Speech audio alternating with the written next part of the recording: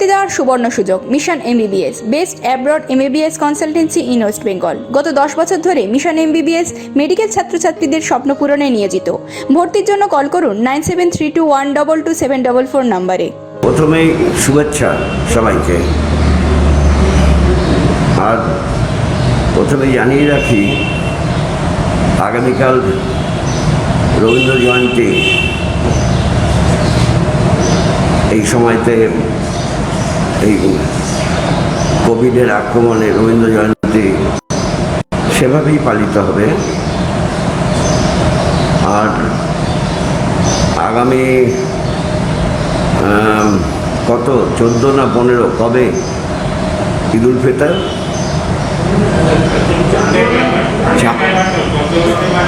14 হতে পারে, 15 হতে পারে। তা আজকে 8 তারিখ, সেই জন্য আগাম এই ঈদের সবাইকে শুভেচ্ছা জানাই। আর যে কথা আপনাদের সামনে বলতে চেয়েছি তা হচ্ছে এই গত 2 দিন ধরে আমরা স্বরাষ্ট্রমন্ত্রীর কাছে আমাদের পক্ষ থেকে রাজ্যের নির্বাচন উত্তর পরিস্থিতিতে কিছু কথা জানাতে চেয়েছিলাম, যেটা তাদের অ্যাপয়েন্টমেন্ট না পাওয়ার জন্য দীর্ঘ সময় অপেক্ষা করে, এবং আজকে দুপুর পর্যন্ত অপেক্ষা করা হয়েছে। তারপর আমরা মেলে পাঠিয়ে দিয়েছি, সেটা আপনারা সবাই পেয়েছেন। কাজেই সে বিষয়ে বেশি কথা এখানে ব্যয় করতে চাইছি না। আমরা লক্ষ্য করে দেখছি যে নির্বাচনের 8ম পর্বে নির্বাচনের ঠিক আগের দিন 28 তারিখে রাত্রি 1:30-2টোর সময় মুর্শিদাবাদ জেলার ডোমকলে যে ঘটনা ঘটেছে তা ভয়ঙ্কর। সেখানে মানে শোনা যাচ্ছে তৃণমূলের প্রার্থী সহ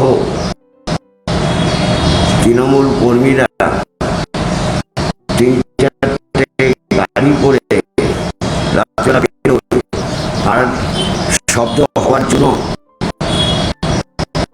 যেখান দিয়ে যাচ্ছিল সেখানকার মানুষজন এসে তাদের গাড়ি চাপা দিয়ে চলে যায়। তাতে কাদের মণ্ডল খুন হয়। তাকে যখন হাসপাতালে নিয়ে যায় তখন হাসপাতাল বলে ব্রড ডেড। আর বাকি 2-3 জন ভীষণভাবে আক্রান্ত হন, আহত হন। তাদের মধ্যে 2 জন মৃত্যুর সঙ্গে লড়াই করছেন, বেঁচে আছেন, এখনো বেঁচেও যেতে পারেন। এই ধরনের ঘটনা ঘটল। নির্বাচনের ফল প্রকাশের দিন 2রা মে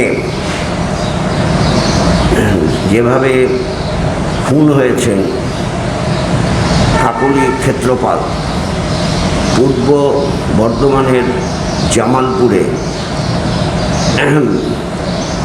সেখানে তার বাড়িটা জামালপুরের নবগ্রামে,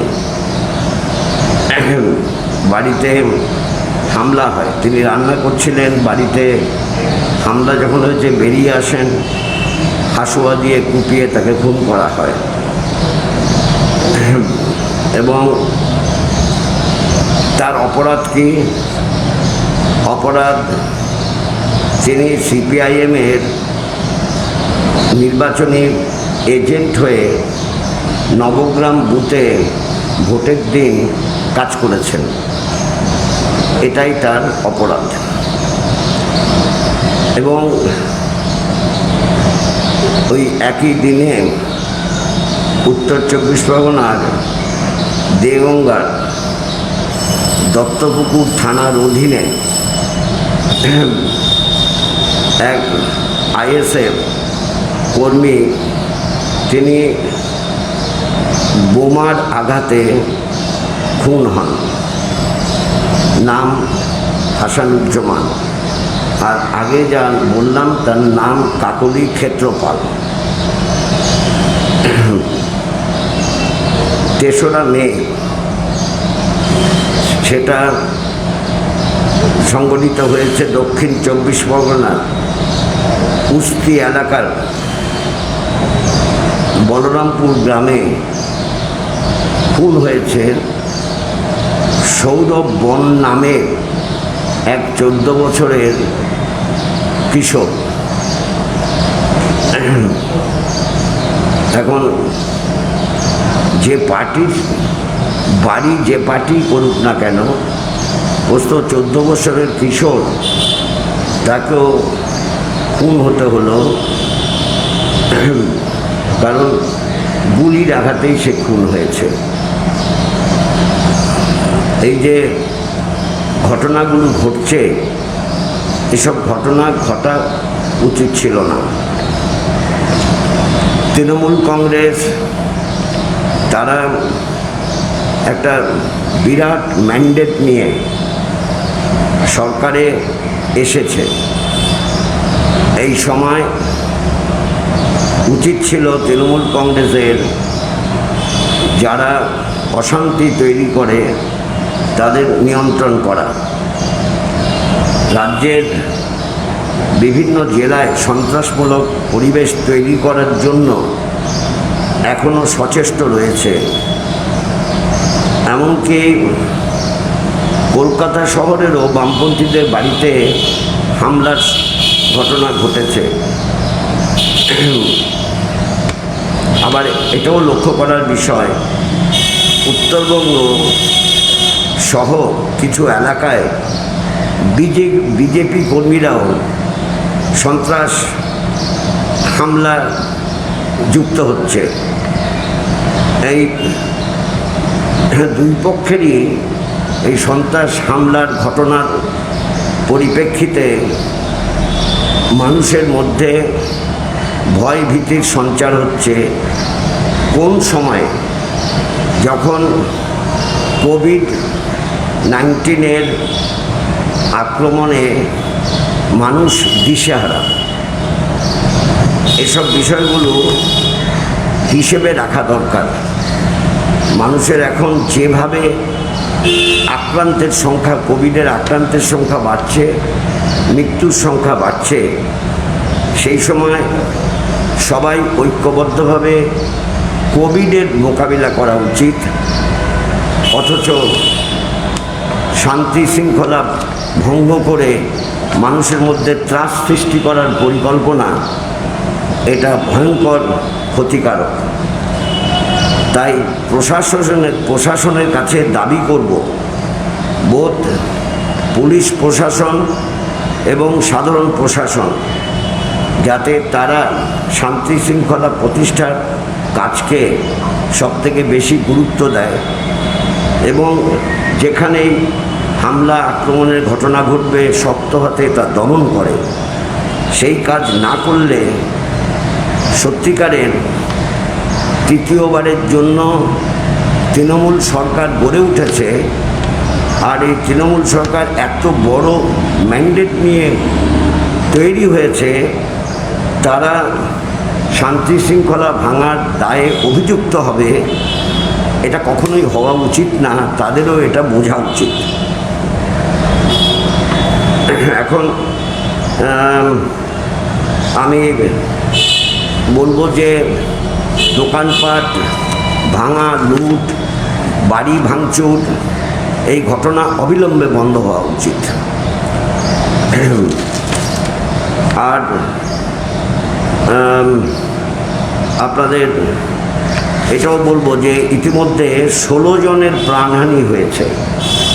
16 জনের প্রাণহানি হয়েছে এবং বিজেপি কি বলছে, তৃণমূল কি বলছে, আমি সে বিষয়ে যাচ্ছি না। কিন্তু একটা বিষয় আমাদের সবার কাছেই সমানভাবে গুরুত্বপূর্ণ। In any cost the peace and tranquility is to be established in the state, right from Darjeeling to Kakdip to Purulia and the rest of Bengal. এটা এক্ষুনি শক্ত হাতে দমন করা উচিত। আর রিগার্ডিং করোনা প্যান্ডামিক, তার বিরুদ্ধে ফাইট, এটা এখন সকলেরই এই ব্যাপারে হাত দেওয়া উচিত। এবং কেন্দ্রীয় সরকারের এই প্রশ্নে দায়িত্ব একটু বেশি, কারণ কেন্দ্রীয় সরকারকেই তাকে টিকা দিতে হবে, ভ্যাকসিনেশন সাপ্লাই করতে হবে, কেন্দ্রীয় সরকারকেই অক্সিজেন সাপ্লাই করতে হবে। ফলে অক্সিজেনের যে অভাব, আর এই অভাবজনিত কারণে যারা মৃত্যুমুখে পড়ছেন, ইতিমধ্যেই কোর্টের যে রায় হয়েছে, it is tantamount to genocide. এটা জেনোসাইডের মতো ঘটনা হচ্ছে। অক্সিজেন না পেয়ে লোক মারা যাচ্ছে, অথচ আমাদের অক্সিজেনের এত বড় অভাব হওয়ার কথা না। একটু প্ল্যানিং করে ইকুইটেবল ডিস্ট্রিবিউশন, যার যেখানে যে রাজ্যে যত প্রয়োজন তা যদি পাঠানো হয়, তাহলে পর যা আছে অক্সিজেন আমাদের মজুদ, তাতে আমরা মোকাবিলা করতে পারি। আর যে এখন শুনলাম, জানি না এখনও স্যাংশন করেছে কি না, স্পুটনিক কি করেছে তো জানেন? রাশিয়ার স্পুটনিক কি স্যাংশন করেছে? যদি স্যাংশন করে থাকে তাহলে ওরা তো দে আর রেডি টু সাপ্লাই। ফলে টিকাটা সবাইকে, এবং এটা কেন্দ্রীয় সরকারকে দায়িত্ব নিতে হবে, ইউনিভার্সাল, ফ্রি ইউনিভার্সাল ভ্যাকসিনেশন। কোনো পয়সা কেন নেবে এই ধরনের প্যান্ডামিক সিচুয়েশনেতে? সেটা দেখা উচিত। আর আমাদের রাজ্যের ক্ষেত্রে ছোটোখাটো কিছু বিষয় আছে।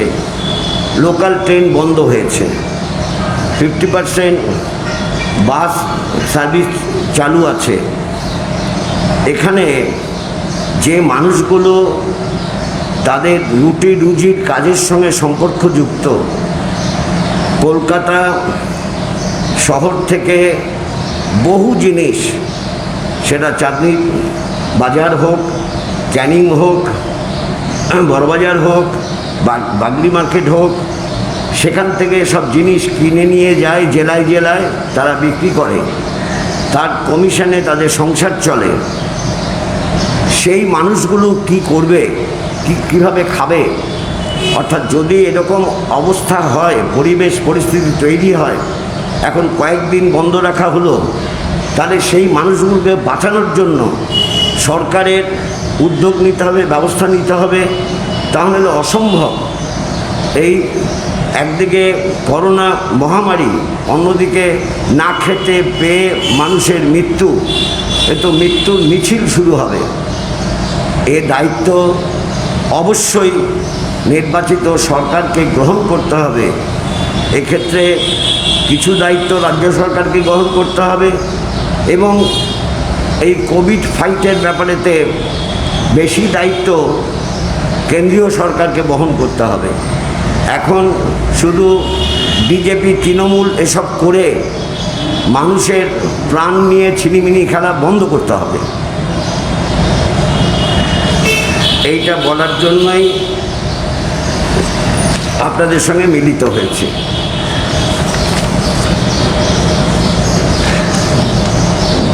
এখন যদি আপনাদের কোনো প্রশ্ন থাকে করতে পারেন।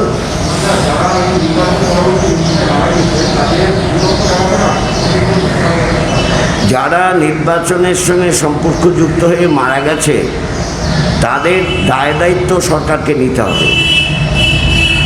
সমস্ত পরিবারেরই দায় দায়িত্ব সরকারকে নিতে হবে। যেমন নেওয়া হয়েছে শীতলকুচির ঘটনার পরিপ্রেক্ষিতে, ওই সেন্ট্রাল ফোর্সের গুলিতে মারা গেছে এবং আরেকজন সকালবেলা মারা গিয়েছিল দেববর্মা, সেরকম সবার ক্ষেত্রেই সরকারকে দায়িত্ব নিতে হবে, কারণ এটা ইলেকশন রিলেটেড ডেথ।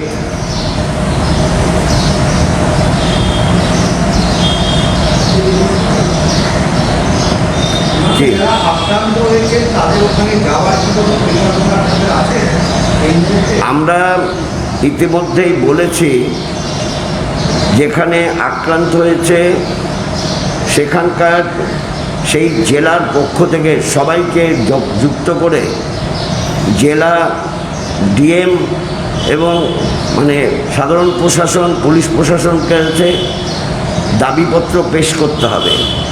কিন্তু পুলিশ প্রশাসনের ক্ষেত্রে সমস্যা হচ্ছে, কোনো কোনো জেলায় একাধিক 3-4 আছে, যেমন চারজন আছে উত্তর 24 পরগনাতে, আবার দক্ষিণ 24 পরগনায় 3 জন আছে পুলিশের, কিন্তু ডিস্ট্রিক্ট ম্যাজিস্ট্রেট একজনই আছে। এখন সেখানে জেলা থেকে যেতে হবে, আর এরপরে জেলাই ঠিক করবে। সেখানে আমরা রাজ্য থেকে আমাদের প্রতিনিধি নিয়ে যাওয়ার পরিকল্পনা আছে।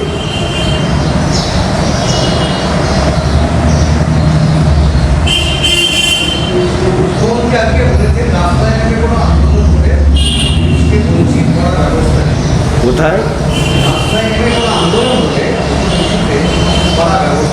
না, রাস্তায় নেমে কিছু করতে হলে তো 50-এর বেশি করতে পারবে না। একটা তো কোভিড প্রোটোকল মানতেই হবে। কোভিড প্রোটোকলকে ধরে যদি সরকারি নিষেধাজ্ঞা জারি হয়, তাহলে সেটা তো ডিজাস্টার ম্যানেজমেন্ট অ্যাক্টের সঙ্গে সম্পর্কযুক্ত।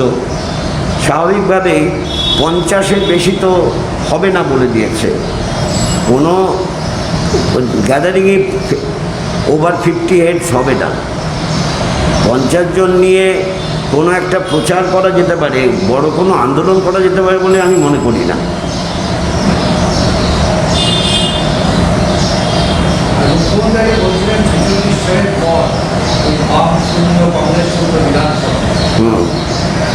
এই তো ডিজাস্টার রেজাল্ট হয়েছে বামেদের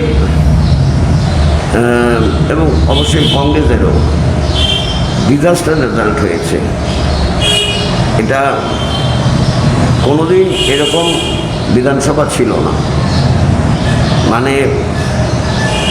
যেই বিধানসভায় বাম শূন্য করতে চেয়েছিল 1972 সালে, সেখানেও বামেরা কিছু সিট জয়লাভ করেছিল এবং বামেদের মধ্যে সিপিআইএম 13টা আসন জয়লাভ করেছিল। কিন্তু বিভিন্ন মিডিয়ায় আমি দেখি, যখন খুলে দেখি, তারা বলছে পার্টিসিপেট করেনি। তারা একটু রেকর্ডটা দেখে নিলেই হয়ে যায়। সিপিআইএম শুধু 13 জন সদস্য শুধু পার্টিসিপেট করেনি এটা নয়, শপথ গ্রহণ করেনি, একটা পয়সা নেয়নি, কোনো বেতন নেয়নি। এগুলো জানেও না, তো এগুলো জানেও না।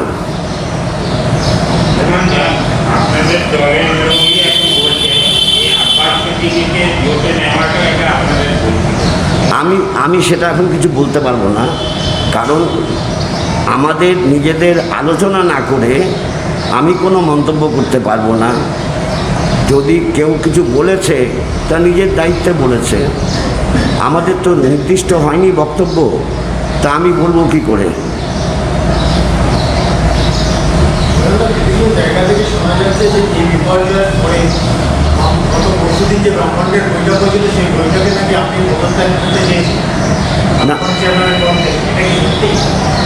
ব্যাপার হচ্ছে মনের মাধুরী মিশিয়ে কেউ লিখেছে, কারণ আমরা সব আলোচনা করেই তো কাজকর্ম করেছি।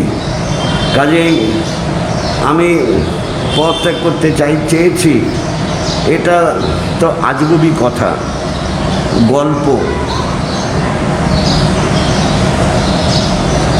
যে সমস্ত দলের নেতারা, আপনাদের দলের নেতারা যারা নির্বাচনীভাবে বিজেপি দিচ্ছে, আপনারা কি তাদের সেই কোনোভাবে কী বলবেন তাদের যে শৃঙ্খলার ক্ষেত্রে?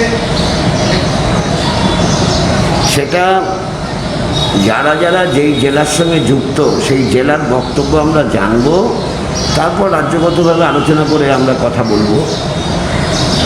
কাজে তার আগে তো আমরা করতে পারি না।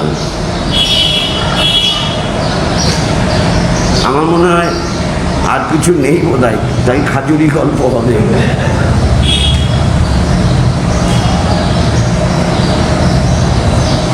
চারিদিকে কিন্তু অবস্থা খুব খারাপ। আমাদের যে ভোলা, মানে আজকালের যে ভোলা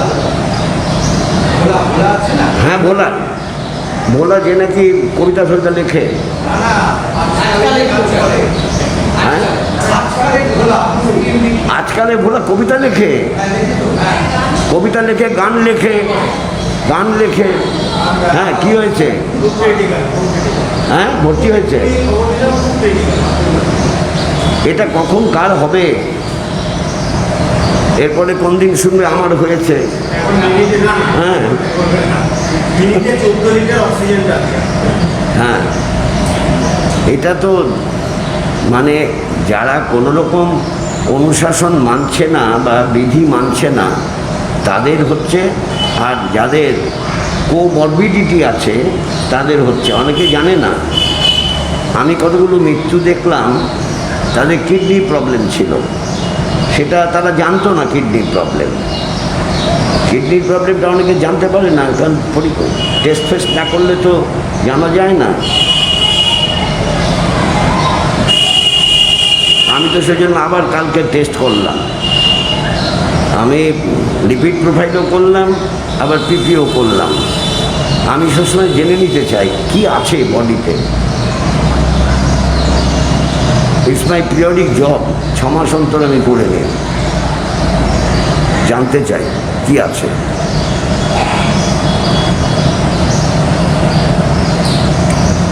আমাদের তো লেফট ফ্রন্টের পার্টনার, এই যে সিপিআই সেক্রেটারি স্বপন ব্যানার্জি, সে আক্রান্ত। এখন একটু বেটার আছে। ও দেরি করেছে, ও টেস্ট করতে দেরি করেছে। যাই হোক, টেস্ট করার পর সমস্ত বিধি মেনে চলে এখন স্টেবল আছে।